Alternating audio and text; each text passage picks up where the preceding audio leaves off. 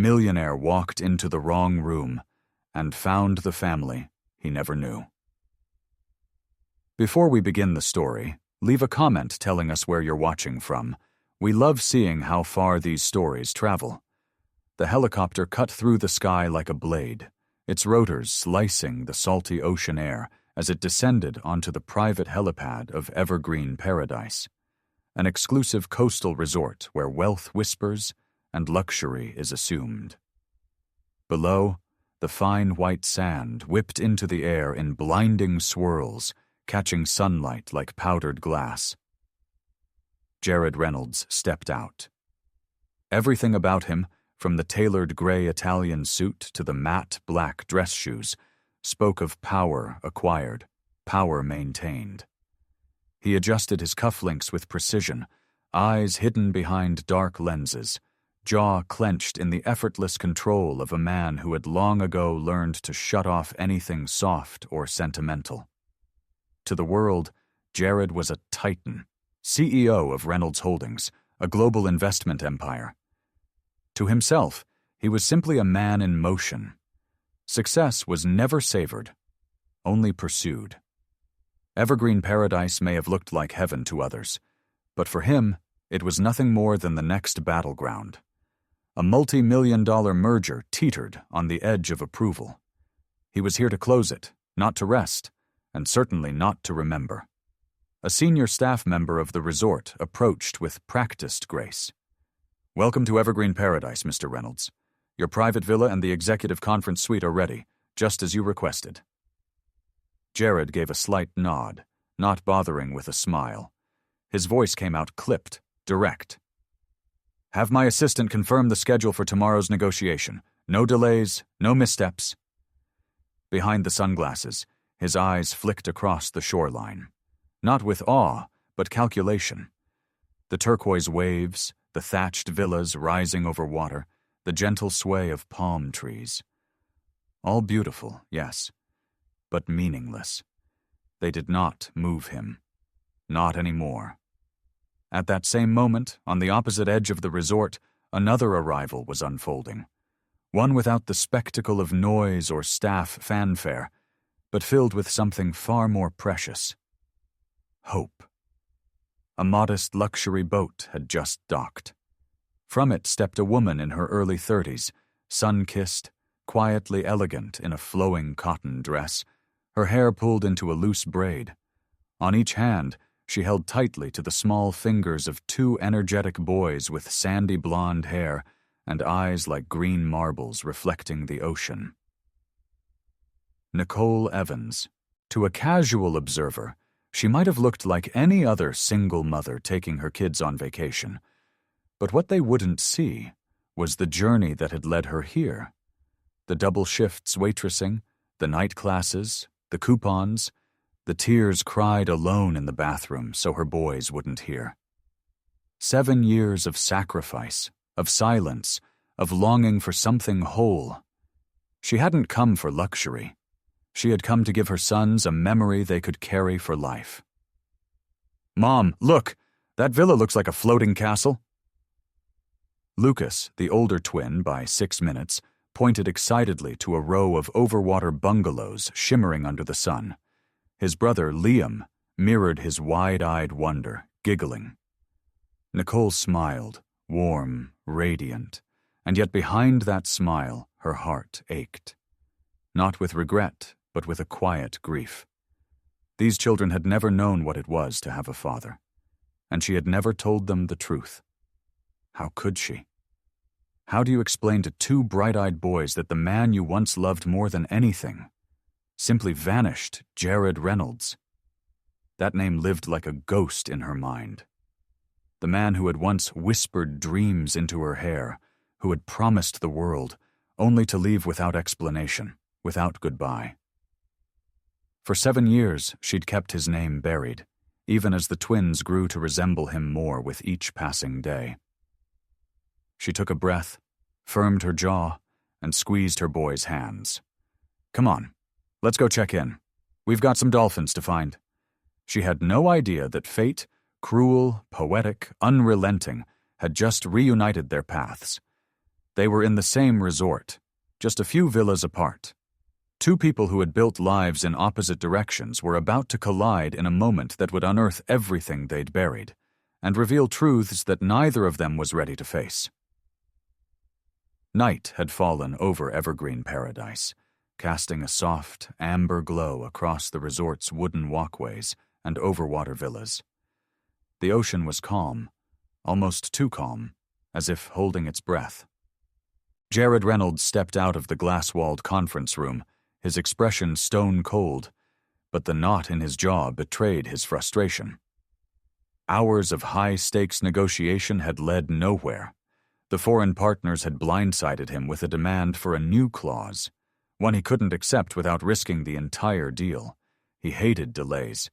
He hated uncertainty. His assistant handed him a key card. "Your villa's ready, sir." A small, forgettable detail, except it wasn't. The resort's system had glitched. The key in Jared's hand didn't lead to his villa. It led to hers. Jared walked down the long wooden path towards the villas, his shoes echoing lightly under the soft night wind. He loosened his tie, eyes clouded with numbers, clauses, and contingencies.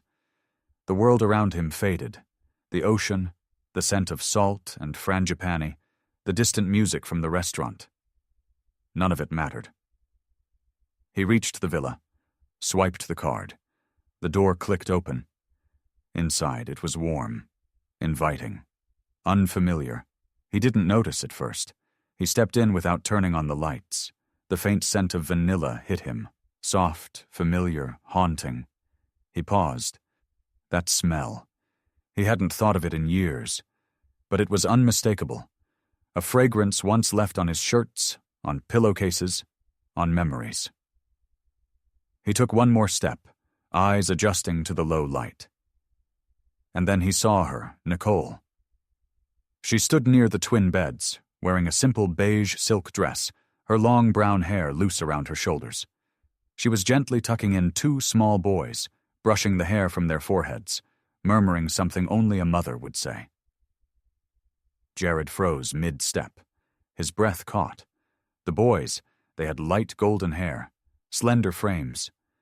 But what made his chest tighten were their eyes. Those eyes. Green, sharp, wide set, the exact same as his in childhood photographs.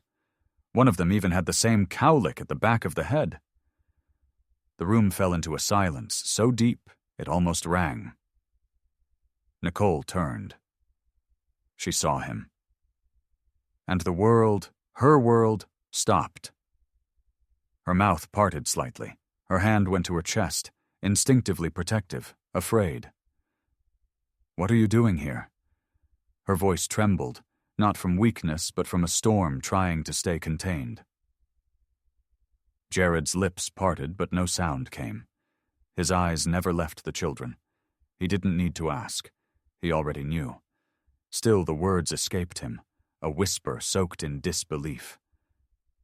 "Are they... mine?" Nicole straightened. Her fingers clenched around the edge of the bedpost. Her breath was sharp, shallow, like someone had reopened an old wound with bare hands. "Get out." Her voice was low, controlled, deadly. Jared didn't move. "Couldn't. I said go." Still nothing. Just the hum of the air conditioner and the distant waves pressing against the stilts of the villa. Nicole stepped closer. Her eyes burned. "Don't make me say it again, Jared." He blinked slowly. Something deep inside him, something buried under years of boardrooms and ambition, stirred. He looked at her one last time, looked at the boys, then turned to the door. But before he left, his voice, hollow, tired, wounded, broke the silence once more. "Why didn't you tell me?" Nicole let out a bitter, breathless laugh. No joy in it, just old pain resurfacing like a scar cracked open. "Tell you? So you could disappear again? So you could decide if they were worth your time?" She took one step forward, the silk of her dress catching the light. "You made your choice, Jared. You left. You never looked back. There was nothing left to say. He stepped into the hallway, closed the door behind him, and for the first time in years, Jared Reynolds didn't feel like a powerful man. He felt like a stranger in a life he once abandoned, now staring at the price of what he'd lost. And behind that door, Nicole stood trembling, not because she still feared him, but because part of her still remembered how much she had once loved him. The villa had gone still. Beyond its glass walls, the sea shimmered under the moonlight, gentle waves brushing the wooden stilts like distant memories lapping at the edges of consciousness. But inside, the silence was thick, heavy, the kind of quiet that only descends after a tremor. Nicole sat in the armchair by the window, her body unmoving, her eyes lost in the dark horizon. A soft night breeze drifted in, carrying the scent of salt water and orchids. Somewhere in the distance, a guitar played faintly from the resort lounge, but none of it reached her. Not really. She was somewhere else. 7 years ago, a tiny apartment in Manhattan. The hum of a broken radiator, the smell of burnt toast and old books. Jared had stood in the doorway with his suitcase. No real explanation. No room for argument. "It's just a temporary assignment overseas," he'd said, his voice clipped but calm. 6 months at most. Nicole had tried to smile, had tried to believe him. She remembered nodding, holding her breath, pretending not to panic. She remembered brushing his lapel one last time, as if smoothing it might somehow hold him in place. But she also remembered the way he avoided her eyes, the way he didn't say, "I love you," when he walked out. She stood by the window after he left, watching the cab disappear down 3rd Avenue. She had no idea it would be the last time she ever saw him. In the beginning, she had hope. She waited. A week, then 2. She texted. No reply. She called. Straight to voicemail. She emailed. Nothing. At first, she made excuses for him. Jet lag, spotty Wi-Fi, a demanding schedule. She convinced herself he would call as soon as he could. She even kept his favorite mug by the sink. But the weeks turned to months, and the silence became a sentence.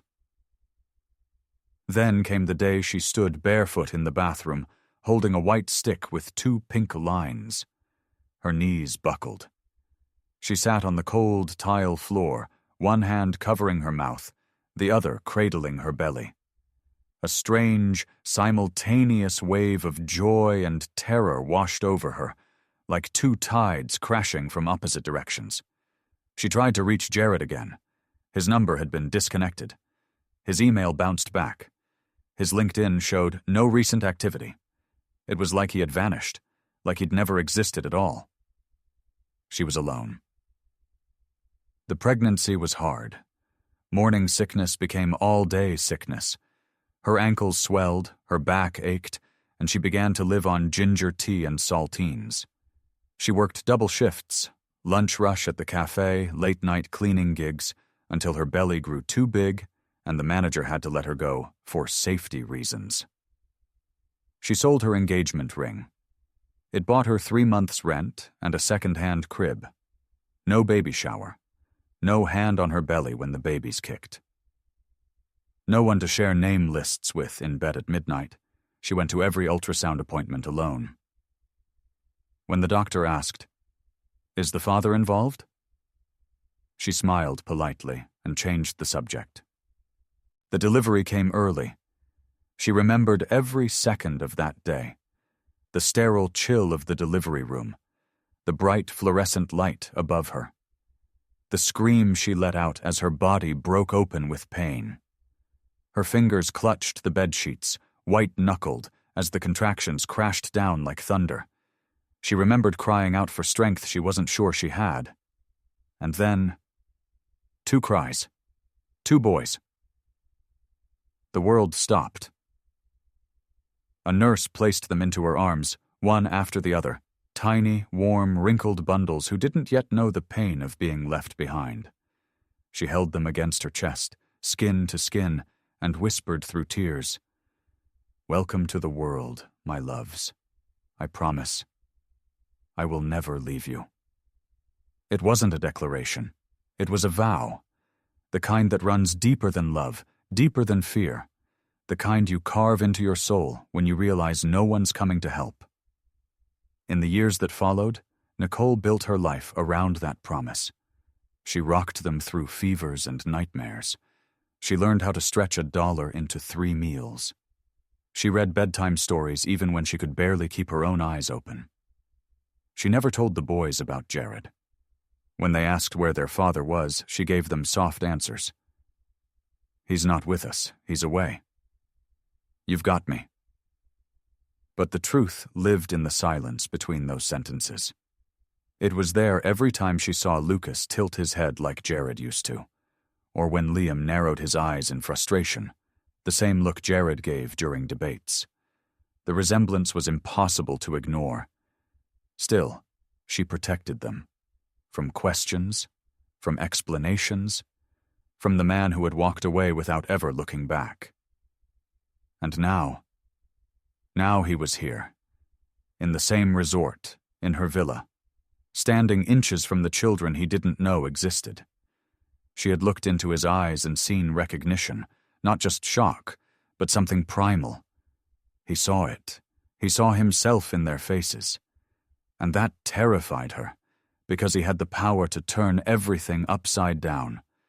She pressed her hand to the window, staring out at the dark sea, her reflection faint in the glass. She had raised them without him. She had suffered, endured, and overcome.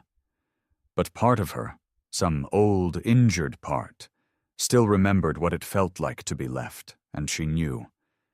If he came back now only to disappear again, it wouldn't just break her, it would break them. The sun rose over evergreen paradise in soft golden bands, brushing across the glass windows of oceanfront villas. But peace was an illusion now. At 6:42 a.m., a single photo hit the internet, posted anonymously on a popular finance gossip forum. Exclusive. Billionaire Jared Reynolds caught outside woman's villa. Secret family? The image was grainy, taken from a distance, but unmistakable. Jared, standing just outside a villa door, tense, one hand resting against the wooden frame. Behind him, through the open door, the blurred silhouette of a woman and what appeared to be 2 small children. The headline was all it took. By 8 a.m., the post had spread across social media, investment forums, celebrity news pages, and even Business Insider networks. Screenshots exploded, threads multiplied, speculation caught fire. Wait, Jared Reynolds has kids? Those twins look just like him. The eyes, no denying it. I heard the mother's name is Nicole Evans, single mom, from New York. This is going to tank investor confidence if it turns out to be true. Online, everyone had an opinion. In boardrooms, phones began to ring. At the Evergreen Paradise Breakfast Lounge, whispers buzzed louder than the espresso machine. The resort wasn't just luxurious, it was elite, exclusive. Guests weren't ordinary tourists. They were CEOs, heirs, media moguls, and private equity giants. And now, the center of their morning gossip was a quiet woman and her 2 boys at table 9. Nicole. She sat by the window, pouring orange juice for her sons, unaware of the storm brewing just outside. Ethan poked at his scrambled eggs. Lucas chattered about dolphins. To them, it was still just vacation.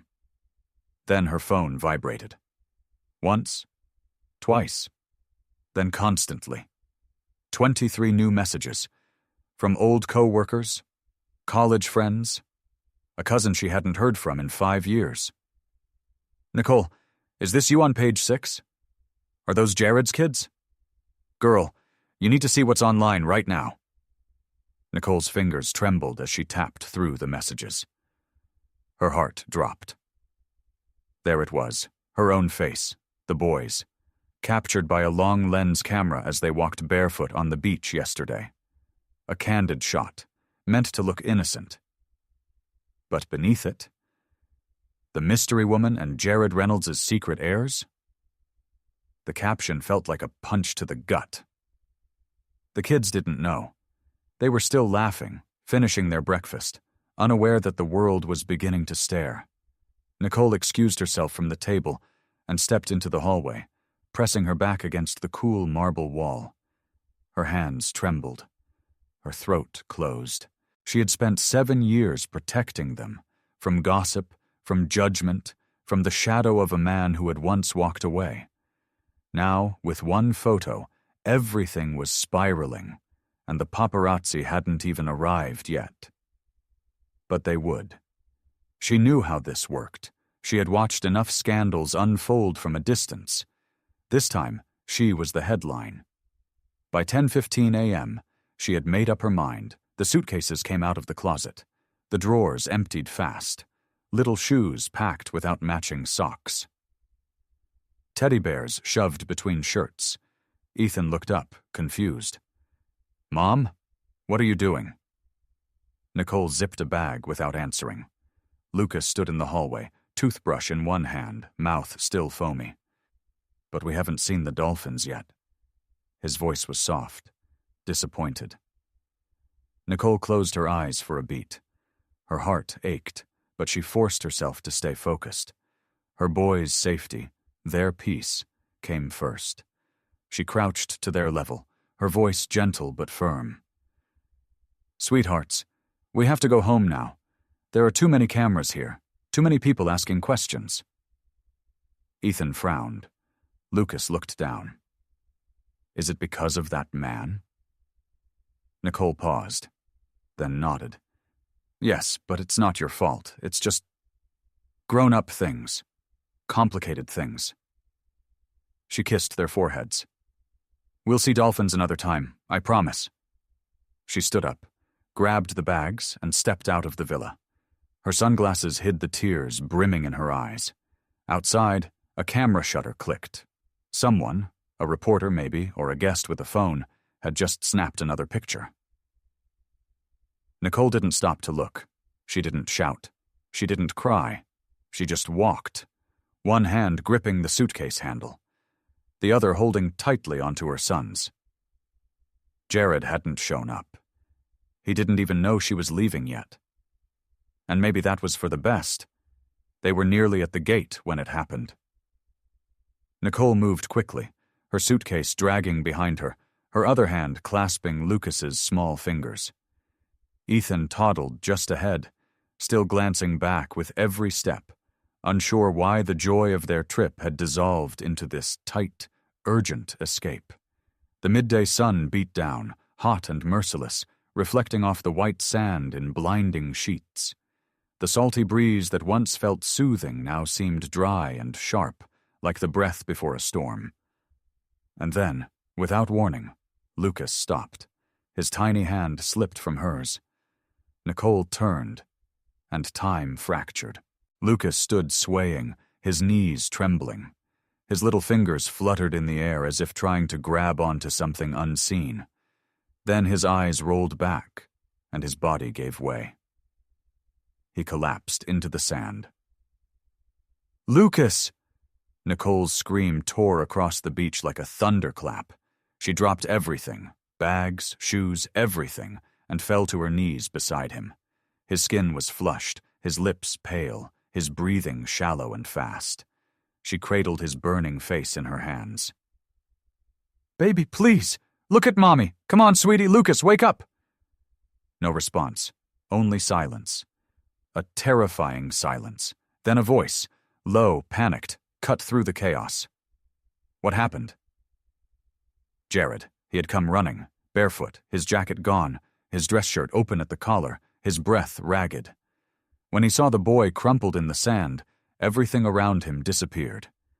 He dropped to his knees beside Nicole. "He just fainted," she stammered, tears streaking down her cheeks. "He said he felt dizzy, and now he's burning up. Oh God, Jared, he's not waking up." There was no hesitation.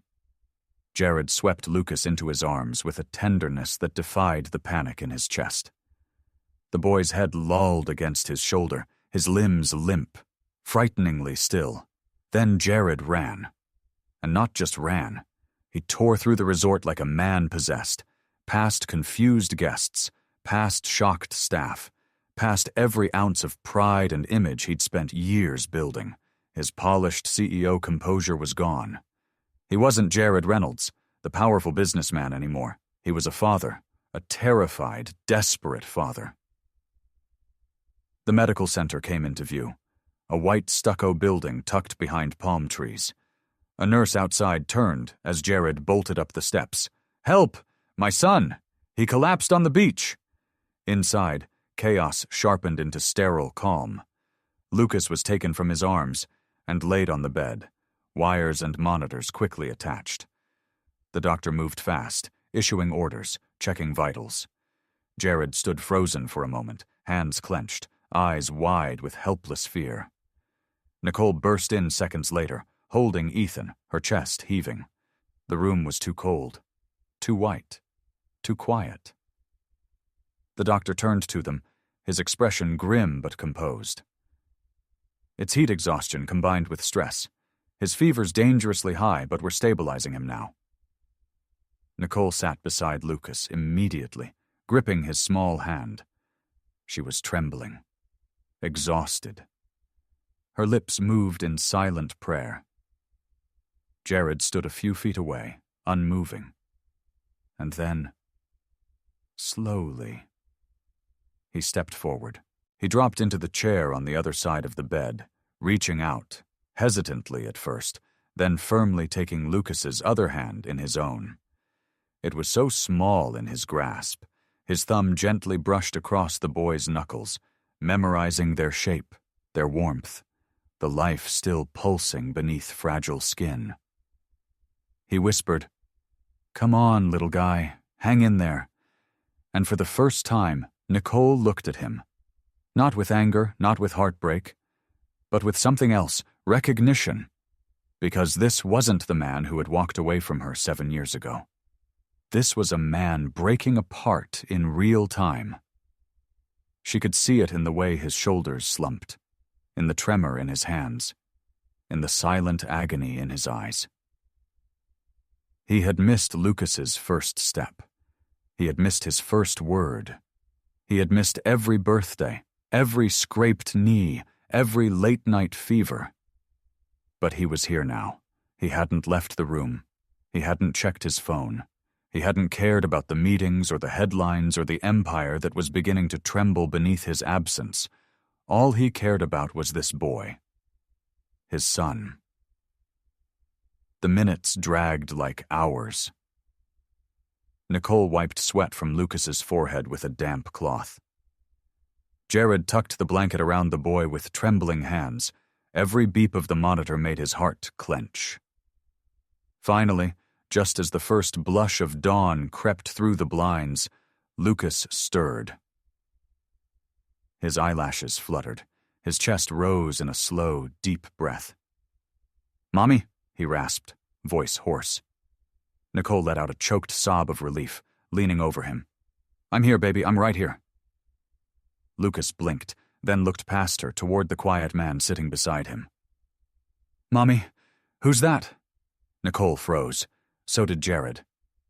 Because that one question, so simple, so innocent, held 7 years of absence, regret, and longing inside it. Jared tried to smile. It didn't quite reach his eyes. I'm someone who's very lucky to meet you." He didn't say more. He didn't dare. The moment was too fragile to hold more weight. Nicole looked at him, heart aching. And for the first time, she wondered if maybe, just maybe, this man could become the father he never got the chance to be. By morning, the photo had gone viral. Jared Reynolds, billionaire, power broker, and notoriously private CEO, was caught on camera, seated beside a hospital bed, gently brushing the hair of a feverish little boy. The boy's face was turned slightly away. But Jared's wasn't. His expression, unmasked, unguarded, spoke of something no publicist could spin. The caption beneath the leaked image read, "The CEO and the child, Jared Reynolds. Hiding a family?" From financial papers to celebrity blogs, headlines exploded. Secret heirs of Reynolds Holdings? Is Jared Reynolds a father, and what does it mean for his empire? The business of fatherhood. Investors demand answers. Within hours, pressure reached a boiling point. His board demanded clarity. His investors were jittery. The media wanted a spectacle. But Jared wasn't thinking about shareholders anymore. He was thinking about Lucas's tiny fingers wrapped around his hand. He was thinking about the fire in Nicole's eyes when she screamed for help. He was thinking about the last 7 years, what he missed, what he broke, and what he might still have a chance to rebuild. So he made a decision. He would face the world, on his terms. That evening, the largest conference hall at Evergreen Paradise was filled to the brim. Cameras lined the back wall. Reporters crowded the aisle, their microphones ready. Investors, guests, staff, all buzzing with the same anticipation. The room fell silent as Jared stepped onto the low stage. He wasn't in a tailored power suit tonight. No pocket square, no cufflinks, just a plain navy shirt, sleeves rolled, no armor. He stood behind the podium. A long pause. Then, slowly, he looked up. His voice, when it came, was calm, but clear, unshakable. I've never been a man who shares much about his personal life. A ripple moved through the crowd. I've always believed that privacy was power, that control meant strength, that vulnerability was weakness. He paused again, letting the words settle. But this past week, everything I thought I knew was turned upside down. He glanced toward the far right corner of the hall, where no camera could see, but where Nicole stood, half shielded by a curtain. Her arms were crossed, lips trembling, eyes locked on him. Jared took a breath and spoke the words the world had waited to hear. Yes, there is a very real possibility that the 2 boys you've seen are my sons. Flashes erupted, a murmur of gasps. I don't have confirmation yet. I'm waiting like all of you for results, but let me be very clear. DNA won't change what I've come to feel. His voice tightened. He gripped the podium with both hands now. I met 2 boys who made me question everything I've built and everything I've lost, and I realized that I have already missed too much. Their first words, their first steps, their laughter, their tears. He glanced down for just a moment, then back up. Whether those boys are biologically mine or not, whether a test says yes or no, I will not walk away. His voice grew steadier. Each word landed with weight. I will protect them. I will show up for them. I will earn their trust. And I will do everything in my power to be a father. Not because a lawyer told me to, not because I owe anyone a public statement, but because I've made mistakes that I don't intend to repeat. Silence. Not a breath moved in the room. Then, almost as an afterthought, soft but firm, he added, "And to the woman who raised them. Alone, strong, with more grace than I ever deserved. Thank you." At that, Nicole's eyes welled. He didn't say her name, but he didn't need to. Later, as the reporters filed out and the headlines began to write themselves, Jared didn't stay to bask in applause. He stepped off the stage quietly and walked out into the night air. He didn't know what tomorrow would bring, but for the first time in years, he wasn't hiding. He was just a man, flawed, human, and ready to begin again. He didn't arrive at her door with roses. No grand apology rehearsed on the flight. No expensive suit. No champagne promises, just a paper bag. Soft, slightly crushed, with 2 chocolate muffins and a pair of cinnamon croissants. Exactly what the boys had adored during breakfast at the resort. Nicole opened the door expecting a courier or a neighbor. Instead, she found Jared Reynolds, and not the polished executive she remembered. This Jared looked human, a little unsure, a little tired, but present. "I brought snacks," he said awkwardly. "Well, bribes, really." Nicole didn't laugh. Not yet. But she also didn't shut the door. He cleared his throat. "I was wondering if I could stay for a few days. As a guest." It wasn't the words that made her pause. It was the way he said them. Like a man asking for shelter from a storm that had followed him for years. Against every instinct carved from years of silence and heartache, she stepped aside. Jared didn't know what to do with his hands that first night. He kept them in his lap during dinner, unsure whether to pass the peas or not. The kitchen was warm and small, not like the sprawling granite and marble designs he was used to. Here, the table wobbled slightly, the chairs creaked, and the air smelled faintly of vanilla candles and lemon soap. He didn't touch his phone once. The boys, Lucas and Liam, watched him like a new animal at the zoo. Curious, wary. Lucas asked questions. Liam didn't speak much, but he sat closer to Jared than anyone expected. Nicole watched it all quietly. This was her world. Not perfect, but hers, her rhythm, her routine, and now he was here. The next morning, Jared burned the eggs, blackened edges, undercooked centers. Nicole had to open the kitchen window to let out the smoke. Lucas laughed until milk came out of his nose. Liam gave Jared a sympathetic pat on the arm. "You tried," Liam said solemnly. Jared smiled, genuinely. "That's my new thing now, trying." He started learning. How to braid hair, badly. How to tie tiny shoelaces under pressure. How to make boxed mac and cheese that didn't end in a gluey mess. He walked them to school, waited outside at 3:05 sharp. He helped with spelling words and science projects. He showed up at Liam's soccer game and cheered too loudly. He bought a kite and failed 3 times to get it airborne before Lucas finally helped him figure it out. Every day, he got a little less polished and a little more real. Nicole noticed. But she also noticed the way he still flinched when his phone buzzed, even if he didn't answer. How he sometimes stared too long at the boys when they weren't looking, like memorizing details he feared he'd lose again. She didn't stop him when he helped, but she didn't let him in all the way either. She laughed at his burned toast, but not his apologies.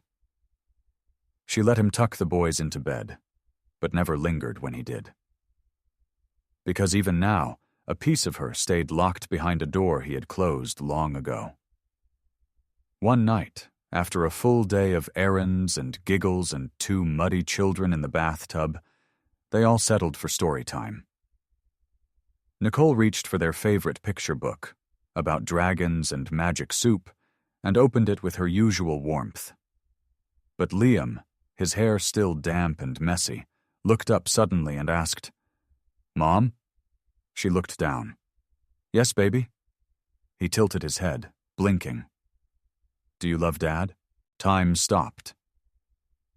Nicole's fingers froze mid-page. Jared, standing by the doorframe with a towel over his shoulder, went still. Neither adult moved. Lucas sat up, too, sensing the shift in air. Nicole looked at her son's face, honest, trusting, searching. Then she looked at Jared, who was watching her like the world hinged on her answer. She felt her heart pound. Not from love, from fear. Love wasn't simple anymore. It had once been midnight kisses and whispered plans. Now it was layered with absence, betrayal, years of single-parent nights and tear-stained pillows. She swallowed. "Time for bed," she said softly, brushing Liam's hair from his forehead. The boy looked disappointed, but nodded. Jared didn't say a word, but something in his expression cracked. Later that night, Nicole stood outside on the porch, wrapped in a worn cardigan, the ocean breeze brushing past her cheeks. Jared joined her, leaning on the railing beside her. Neither spoke for a long while. Then Jared said quietly, "He surprised me." Nicole didn't look at him. "He surprised me too," Another beat of silence. "I'm not expecting anything," Jared said. "No answers, no promises." She finally turned to him. "But you want something." He met her gaze. "I want to be in their lives. I want to earn my place, not just as a name on a birth certificate, but as a father." She studied him. Really studied him. He looked older now, not just in years, but in wear, like a man who had carried too much for too long and had finally set some of it down. "I believe you care," she said. "But Jared, caring isn't the same as staying." "I know." She turned back toward the sea. "They don't know what it feels like to be left behind," she whispered. "But I do." And there it was, the wound that hadn't quite healed. Jared looked down, his throat tight. "I won't leave again." The wind picked up, rustling the trees, carrying the scent of salt and earth. Nicole didn't answer, but she didn't walk away either. And sometimes, that's where healing begins. The wind that evening carried a softness that only coastal towns know. Gentle, salt-kissed, and slow, like an old song you hadn't heard in years. Nicole stood barefoot on the sand, the hem of her dress grazing her ankles as she watched the boys chase waves, their laughter rising like birdsong. The sky above them burned in hues of gold and lavender, the kind of sunset that made even the most hardened hearts feel something stir. Jared walked beside her, not saying a word, just holding a manila envelope in his hand. He offered it to her, quietly. Nicole took it, puzzled. Opened the flap. Inside, a formal resignation letter. Typed, signed, from Reynolds Holdings, her breath caught. "I walked away," Jared said, voice low, steady. "From boardrooms, from billion-dollar deals, from everything that used to define me." He looked her in the eye. "Because none of it matters if it means losing you, or them." Nicole didn't speak. She didn't have to. Her fingers trembled slightly as they held the letter. Her gaze dropped to the page, then back to him. There were tears in her eyes, but not the kind she used to shed in the dark, alone. 2 days later, the evergreen beach held a different kind of stillness. The tide was low, the stars beginning to wake, and the resort's annual gala was underway just beyond the dunes. Laughter, music, and the clinking of champagne glasses echoed faintly in the distance. But the real story was unfolding just a few feet from the shoreline. Nicole stood dressed in a simple navy blue gown.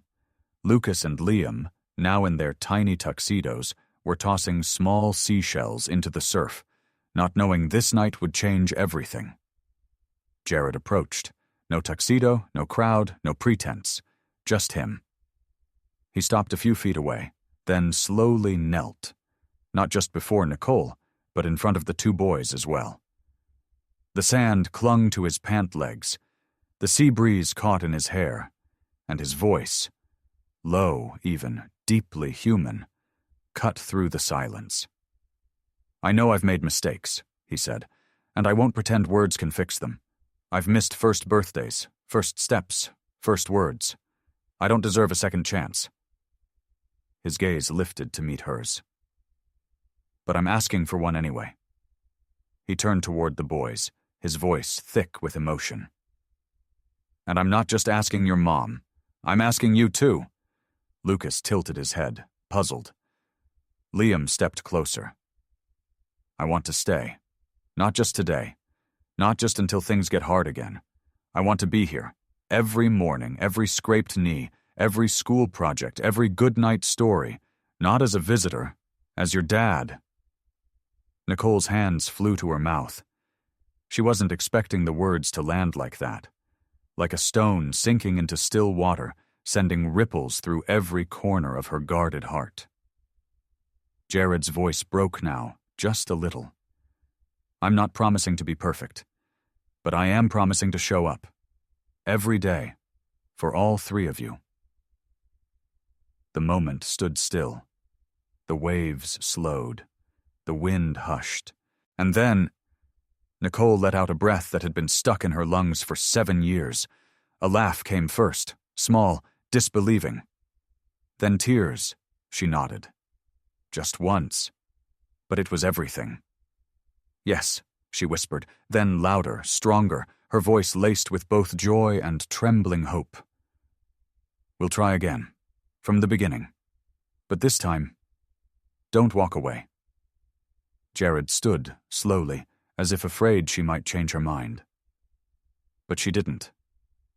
She stepped into his arms, and this time, when he held her, it wasn't as lovers who once were, but as a family that could be. Lucas and Liam rushed toward them, laughing, wrapping their small arms around their parents. And then, out of nowhere, Liam whispered a word Jared never thought he'd hear. Not in this lifetime. Dad. It wasn't a fairy tale ending. It was better. It was real. There were no grand fireworks, no cameras flashing, no social media posts. Just 4 hearts finally beating in the same rhythm. Under the stars, beside the waves, with nothing but love between them. Not perfect love, but lasting love. And in that quiet, sacred moment, that was more than enough. If this story touched your heart, let us know in the comments below. On a scale of 1 to 10, how deeply did this story move you? Do you believe that someone can truly change? For love? Have you ever forgiven someone for the sake of family? If so, share your story with us. Your words might just reach someone who needs them today. And if you haven't already, don't forget to like, subscribe, and tap the bell so you won't miss our next emotional journey.